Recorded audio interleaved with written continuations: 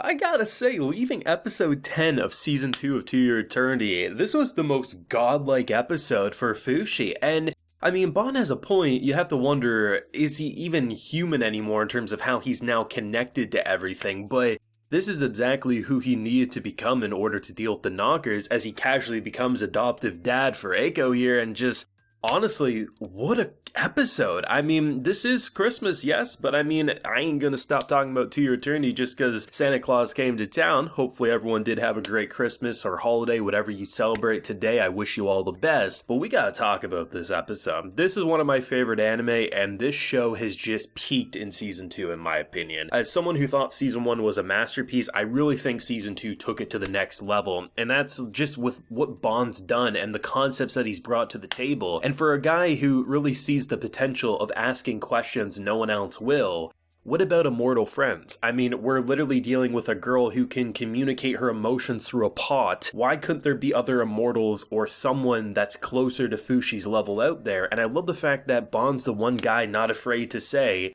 I'm gonna go spend a month looking for those answers. Who the hell else would? But to see an episode where our boy really becomes one with his abilities, and something I never considered the possibilities of, and I'm sure I'm not alone feeling this, what if Fushi made like multiple bodies of himself, and could he transfer his consciousness like through a web of some sort, right? But the fact of the matter was, when he started like becoming one with everything, if as long as it's connected, he can keep the connection going. So the fact that, when Bond basically comes back with Kagu and they're just like, hey, what's that smell? He's like, oh, I've been up here for a while, so don't worry, I'll fix this. And then he just goes downstairs with a new body. And the fact that he can transfer his consciousness around.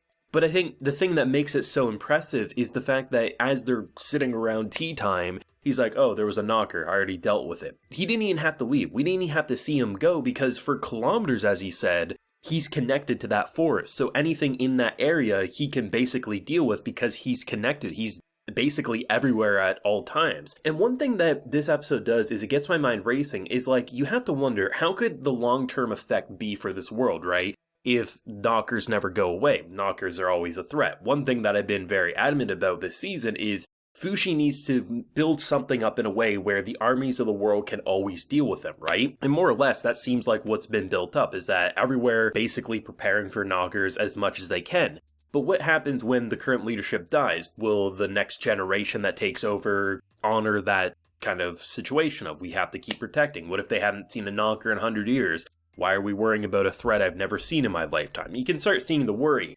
But now after seeing what Fushi did on that ship in terms of being connected for that long and that much of a distance, what if the end goal for Fushi is to basically be connected to the world as a whole? And if that's the case, the knockers would never be able to do anything because he essentially would be the god of Earth. He would just be connected to all, and no matter what happens, he could talk with anyone, he could protect everyone, and I mean, if that's the overall direction, it's kind of bittersweet in a way, right? Because he wouldn't be able to actually be human, but then again, maybe he could be, right? Because if he's connected to everything, it's kind of fascinating, because in theory, if the world was connected to him across the entire globe, he could be in a body, have conversations with people, and if he feels something in Antarctica, he can just, with a thought, take care of it. It's kind of wild, right? It's so not human. But Fushi isn't human, but I think the whole concept of watching To Your Eternity is wishing that Fushi could have a normal human life and being burdened by the status that he was granted. But seeing what he was able to do here,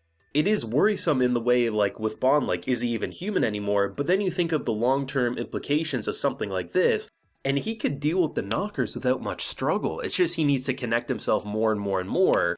But you do have to wonder, is there a limit to it, or because Fushi can be connected to anything, he could do it as long as he wants? I don't know, this is just me spitballing all my thoughts, but honestly, I'd argue this is the most fascinating episode of the show to date. Not to say, like, Bond's seemingly death, and there's been all these crazy moments of, holy shit, I wasn't expecting that, the whole horse reveal.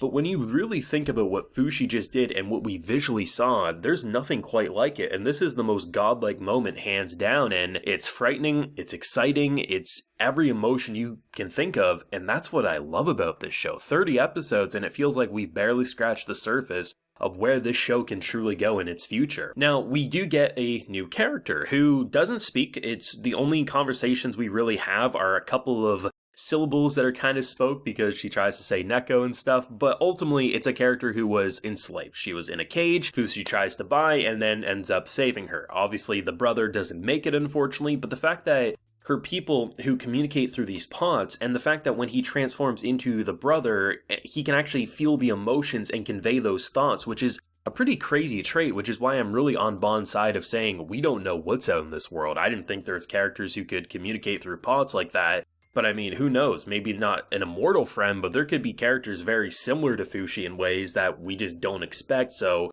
my boy, go find them for him because he needs all the help he can get, or at the very least, people who can be with him for all eternity if possible. So the fact that we have a girl who she's so innocent, she's so pure, and it's just so sad to see what she went through and to see her go from an animal to a more living and breathing girl as he's just casually connecting more and more through the ship. There's this moment where he starts repairing and then he makes a hammock for her just randomly.